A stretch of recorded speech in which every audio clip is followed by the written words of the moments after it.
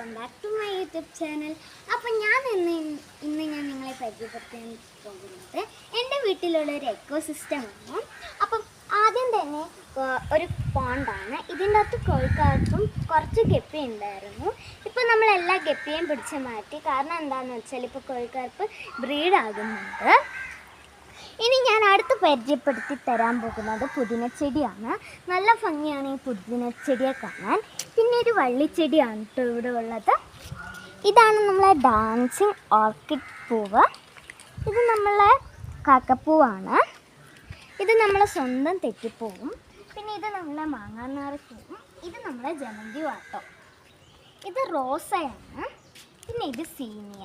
അപ്പോഴത്തേക്കും നമുക്കിനി അടുത്ത സ്ഥലത്തോട്ട് പോകാം. അപ്പോൾ ഇതാണ് ഇപ്പുറത്തെ സൈഡ്. ഇവിടെ ജമന്തിയും കാക്കപ്പൂവും ഉള്ളതുകൊണ്ട് മാത്രമാണ് ഞാൻ അവിടെ കാണിക്കാത്തത്. ഇവിടെ കുറേ പുതിനയുണ്ട്. ഈ ചെടിയുടെ പേര് എനിക്കറിയത്തില്ല. ഇതിൻ്റെ അകത്ത് ഈ ഒരു ഇലച്ചെടി ഉണ്ട് കേട്ടോ. പിന്നെ ഇതും ഒരു പിങ്ക് കളർ പൂവാണ്. ഇതിൻ്റെ പേര് എട്ടകം എന്നാണ് കേട്ടോ. പിന്നെ ഇതും നമ്മളെ ഇലച്ചെടിയാണ്. ഇത് നമ്മളെ ഒരു വള്ളിച്ചെടിയാണ് കേട്ടോ.